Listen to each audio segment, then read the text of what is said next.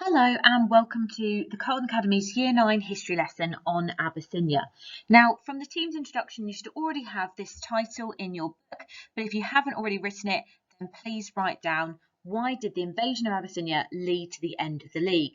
So we've done this video in exactly the same way as the Manchuria one, where the idea is that you listen to me talk about the task, you pause the video, and then you can complete the task at your own pace. So the idea is this is supposed to help you, and obviously we are going to be available on Teams or email or show my homework if you've got any questions.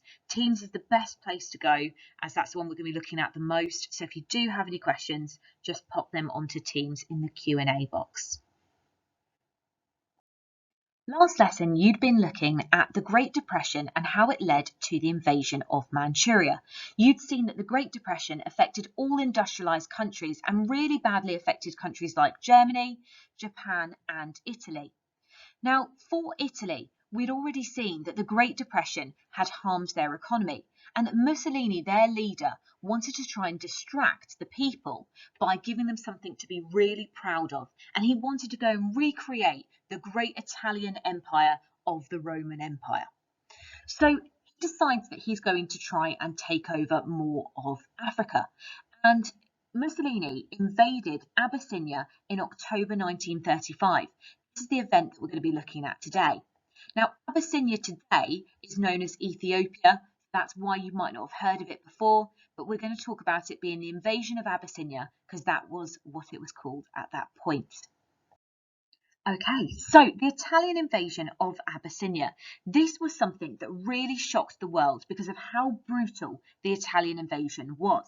Now, the first thing that we need to know about it is about why did this happen? What were the reasons behind the invasion and how valid were the reasons? Now, I'm going to talk through all this information that you've got on this slide here. And the idea is that you listen to me first of all, and then I want you to answer the question in your book that I've put in yellow and then in bold. Why did Italy invade Abyssinia in 1935? Or alternatively, if you don't want to do it as one long answer, you could put reasons behind the invasion as a subheading, just like I have here, and then you could do some bullet pointed notes. Just so you're aware, the bits in red are the bits that I definitely make sure I had down. You don't have to write every word because this would take you ages. Now, we've seen with the invasion of Manchuria that there was that excuse of the explosion on the railway. In this invasion, again, there was another excuse. This time, it was that in December 1934, there had been a dispute that had broken out between some Italian soldiers and some Abyssinian troops. And this was an argument over the use of an oasis inside Abyssinian territory, basically an area of good land with water and things like that. So in this dispute, 100 Abyssinians are killed and 30 Italians. Now, Mussolini demands that there should be some kind of compensation, some money that he should get from Abyssinia for the fact that 30 Italians have been killed. He also demands an apology from the Abyssinian government and from their emperor, Haile Selassie. The Abyssinian government then appealed to the League for help. So they think it's really unfair that they have to give compensation and apology when actually even more Abyssinians died in this dispute. So the League, it's their job to try and solve this problem. Remember, the whole point was that they were supposed to stop war, encourage cooperation. Here they've got a chance to try and work this out. And obviously, they should have Italy listening to them because Italy was one of the 4 permanent members of the League, alongside Britain, France and Japan. However, these aren't the only reasons why the invasion of Abyssinia happens. This isn't the only reason. It's just the excuse that Mussolini was looking for. He wanted a reason to invade, and now he's got one. But there are some longer term reasons why he wanted to invade Abyssinia that we can see listed here as reason 1, 2 and 3. The first reason is because between 1880 and 1890, Italy, just like other European states, had tried to establish its own empire in Africa. There was something called the Scramble for Africa that was going on at this point. Now, Italy had had some success, and by 1890, part of Northeast Africa and Libya were now Italian. However, in 1896, the Italian army had tried to conquer part of Abyssinia, and they'd suffered an embarrassing defeat. So in some ways, Mussolini wanted to try and take over this to get revenge for the fact that they were beaten, but what they saw as an inferior nation. Their weapons weren't as good as the Italians, and the Italians were embarrassed that they had been defeated in battle. The second real reason for this is because in 1922, the fascist leader of Italy, a man called Benito Mussolini, had taken over the Italian government, and he wanted to go and rebuild something like the ancient Roman Empire. He wanted to make them great again, and he did this especially because of the fact the Great Depression hit them so badly. We've already seen him act aggressively in 1923 when he bombed the Greek island of Corfu. So we've got a precedent here for this leader acting quite aggressively.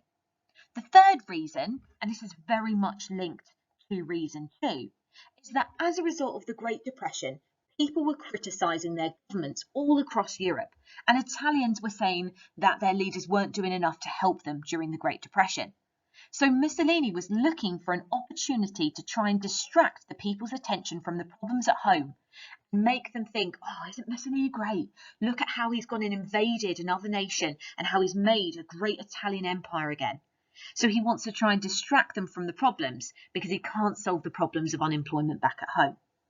So there are lots of different reasons there for the invasion. You need to know about the excuse, but also some of the real reasons as well. And remember, the bits in red are the bits that I actually want you to get down. You don't have to write every word. So pause the video here and write some notes about the reasons behind the invasion. Hey, so you've now seen the complex reasons for this invasion of Abyssinia, for the Italians invading this African nation. Now we're going to look at the events of the Abyssinian crisis, and we're going to think about why did this cause the failure of the League, what happened in this event that damaged their reputation so badly. Now, at the end of this, once I've talked through it, what I'd like you to do is make your own copy of a flow diagram of events. Don't start writing until I finish talking through it, because I want to explain what happens to begin with. Okay, so far we've already seen this little bit. I still want you to write it down. In December 1934, some Italians and Abyssinians are killed in a dispute over land. Remember, it's 30 Italians and 100 Abyssinians. Now, Mussolini, very angry, wanted compensation for this, and he shipped an army of 1.5 million men to neighbouring countries of Abyssinia to try and get ready for attack. Now, at this point, the Abyssinians asked the League for help. In October 1935, Mussolini and Italy then attack this innocent nation of Abyssinia. The League is very upset about this. Remember, they want to try and keep the peace and encourage cooperation. And they condemn Mussolini's actions. They say he was in the wrong. And they then try and impose limited economic sanctions. Now, at this point, they realise actually moral isn't going to be quite enough to stop Mussolini. He didn't care back in 1923 with the Corfu crisis. They know they've got to go further.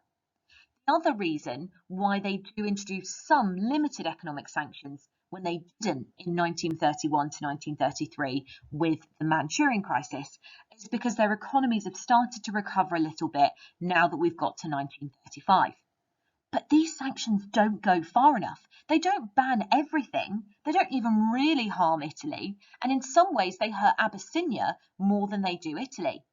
What they end up doing is not banning the sale of all goods.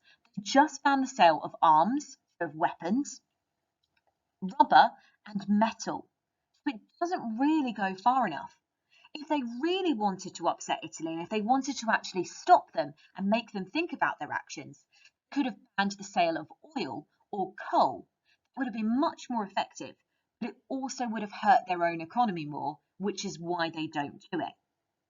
So those economic sanctions were essentially useless, as not only did they not fully commit to it and they only banned the sale of certain goods, but also other countries like Germany, Austria and the US continued to trade with Italy anyway, and so therefore they could still get access to all of those goods that the League had stopped selling them. Now, not only that, but it's also quite shocking, not only did they not commit to the economic sanctions, but it would have actually been really easy to stop the sale of goods to Italy, because Britain at this point controls this area on the map that we can see that I've just circled of the Suez Canal. So this was something that was next to Egypt, and Egypt was a British territory at this point. They could have easily closed that, and by doing that, would have stopped Italy being able to get their goods and their soldiers and their troops into Abyssinia. So here we've got a real failure of the League of Nations, and particularly Britain, because they could have so easily stopped those Italian troops getting to Abyssinia. Now, if you think that's bad and the lack of commitment isn't great, things get even worse in this crisis. In December 1935, something unthinkable happens. Foreign ministers of Britain and France, basically the leaders of the League, come up with a secret plan to give Italy 2/3 of Abyssinia, and that plan was called the Hors-le-Vel Pact. Now, this never ended up being put in place. The idea that Britain and France would hold a secret meeting and decide to give away 2/3 of an innocent nation to Italy, who had acted completely in the wrong by invading this place, shocked the world. The details of this were released and leaked to the press, and the press went mad over it. They had completely betrayed everything that the League stood for. If we think about the four main leaders of the League at this point, well, Japan, they were already out the League. They left in February 1933 after the Manchurian crisis. Italy has then invaded this innocent nation when they shouldn't have done. And then the other two leaders of the League, Britain and France, have just betrayed everything it stands for by trying to give away 2/3 of an innocent nation, even though their job was to protect them. Now, this leads to the crumbling of the League. When this detail comes out, the League does nothing, and they basically just stand back and do no more. They don't use more economic sanctions, they just leave things. And by May 1936, the whole of Abyssinia is under Italian rule. Now, this is absolutely shocking. The League just ignores it. The leader of Abyssinia, a man called Selassie, goes to the League of Nations and begs for help, and he's ignored. Now, I just want to stop as well and just talk to you about the details of this invasion. This is not a normal invasion. This involves the murder of lots of innocent Abyssinians. There are men, women and children that are killed. When the Italians attack them, they use poison gas. That had been banned after the First World War, but they used it anyway. So this was a terrible invasion, terrible human consequences, and the League has basically done nothing apart from ban the sale of rubber, metal and weapons. So they don't commit and they actively betray the League. So I'd like you to pause the video here and make some notes on what happened. Essentially, you need all these bullet points that I've put on the slide here. Because I've written all over this and it might distract you a little bit with the bits that I've underlined, just go on to the next slide and I'll give you a blank copy to be able to copy from.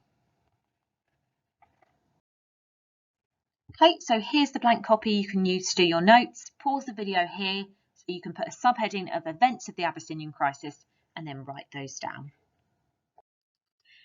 Now, we've already seen the big criticism that Britain and France actually betrayed the League with what they did. But I think it's also important for us to think about, why did Britain and France not act against Italy? What was their reason for not doing so? So I'm going to talk through this information, and then once I've done that, what I'd like you to do is to write down why Britain and France could or should have acted against Italy, why they should have stopped them, and then also why they didn't act against Italy. So first of all, on the surface, it is surprising that France and Britain didn't act against Italy. Abyssinia was not really that great a distance from Europe, and it was surrounded by British colonies. For instance, places like Egypt weren't really that far away. So if they'd wanted to, they could have easily used military action. This is actually quite different to the Manchurian crisis, which was much further away. This time they absolutely could have got involved. If you look at the map from a couple of slides ago, you'll see that. The French and the British could have also blocked the use of the Suez Canal and stopped the Italian troops getting to Abyssinia in the first place. They knew it was going to happen before it did, and they could have stopped it. Generally, the people in Britain wanted the League to stop it, so public support was in favour of this. So first of all, when you're thinking about why should they have acted against Italy, you need that information there. Next thing I want you to do is to think about why they didn't act against Italy. And the information for that second bit about why they didn't is in these two sections here. So in reality, Britain and France were both reluctant to upset Mussolini.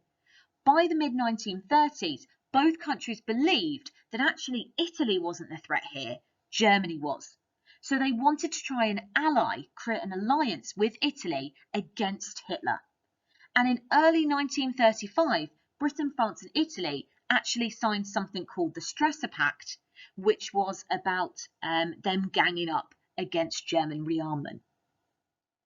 Furthermore, France and Britain feared that any actions against Italy over Abyssinia would drive Mussolini and Italy into an alliance with Germany. So they wanted to try and stop them getting pally, and they wanted to be able to have Italy as their ally and be all against Germany. However, this completely fails, and by the 1936, Mussolini and Hitler actually sign a pact, an alliance called the Rome-Berlin Axis. So it actually doesn't work out at all. So they should have acted against Italy, but they didn't essentially because they were scared of Germany and they were scared of pushing Germany and Italy together. So pause the video here and make some brief notes about why they could have acted and why they didn't. So this next task is optional. You only have to do it if you want to, but it would be a great idea if you can. Now on Show My Homework and also in the description of this YouTube video you're watching at the moment, I've put a link to a short documentary clip that I'd like you to watch if you want to. So you don't have to watch the whole clip. It's quite short what I'd like you to look at. I'd only like you to watch about 9 minutes of it, and I've put the timings there on this slide. So just from 23 minutes 35 to 32 minutes 10. This gives you a really good overview of the events you've already looked at, and it shows you what the invasion was like. So it'd be well worth a watch if you want to. If not, you can just skip this next little bit and move on to the next task. Okay, so moving on to the next bit, I want to try and get your brains working a little bit more because we've done lots of copying and lots of note making. I want you now to think about the similarities and differences between the events in Manchuria and Abyssinia. So you've now looked at two really important events. At least one of them will come up in your GCSE exam. It has done for the last 15 or 20 years. So you really want to make sure you know these. So think about what is similar between these two events and what is different. You could think about the causes, the events, or how the league responded. Any of those are valid. And I'd love it if you could write to me on Teams in the Q&A box and tell me about what some of those similarities and differences are. So pause the video, have a little think, send me your ideas on Teams. It will also help me to see how far along you are at the moment, how long it's taken you to do these tasks. So hopefully you've now sent me your ideas of some similarities and differences, and you can compare it to these ones that I've got on the board here. So some similarities that I've picked out, you might have come up with more than this, are about things like both of them being member countries betraying the League. Both Japan and Italy were some of the 4 main permanent members. In both of the events, the League was very slow to act and their sanctions were ineffective. Both countries left the League after these events, and both damaged the reputation of the League of Nations. For the key differences, I think we could pick out that there was a moral sanction used against Japan, but when it comes to Italy, there was limited economic sanctions. The differences as well is that France and Britain didn't really betray the League when it came to the Manchurian crisis, but they absolutely did in the Abyssinian crisis when you think of the Hall-of-El Pact. Lastly, it was easier for the British and French to intervene in the Abyssinian crisis, and that's another reason why it's seen as so awful that they didn't. So just quickly add anything that you're missing to your table. It doesn't have to be where you're writing down loads and loads, just pick out at least a couple and write those down. Now we come to the really key bit. Now, obviously, you need to know about the causes of events. You need to know about the events in detail. That's really important for history. But even more important, if we want to get those top grades, especially for grades 6 to 9, we have to know about the consequences of events. This is really important as historians. What was the impact of the events that we're looking at? So I'd like you to put a new subheading that we've got in pink, the consequence of Abyssinia, end of the league, and then I'd like you to make some notes using this information. Now I've tried to condense it down a little bit by putting the key things in red. That's the bits that I absolutely want you to get down. It should make sense, hopefully, if you just copied down the bits in red, but if it doesn't, add a little bit more if you need to. So we've seen the Manchurian crisis hit the league hard, but the Abyssinian crisis basically killed off the league. It was the final blow to it. The reason for that is the league had been betrayed by 3 permanent members in this event. Italy by invading Abyssinia, and France through the Hall of El Pact. The Hall of El Pact betrayed everything the league stood for. It was supposed to be all about collective security, working together, making sure that they were ending wars and ending aggression, and obviously that didn't work. Italy, just like Japan had done, left the league after this crisis in 1937. Nobody did anything to stop them, and a few other countries left the league afterwards. They all realised it failed, and they all just stopped listening to the rules of the league and rearming as fast as they could. Britain and France technically are still members of the League of Nations, but they don't care about it anymore after the Abyssinian crisis. Instead, they pursue a new foreign policy called appeasement. Basically, this is where they negotiated directly with Hitler and let him get away with breaking loads of the terms of the Treaty of Versailles.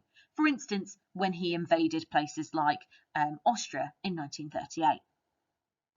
Eventually, the League just temporarily closed down in 1939, and in 1943 they set up a new organisation called the United Nations that we still have today.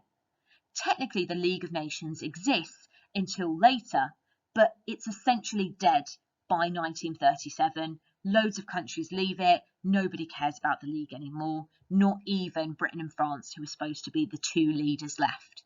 So pause the video here and make some notes on the end of the league. Well done for getting to the end of the work. I imagine this has taken most of the time, if not the whole lesson.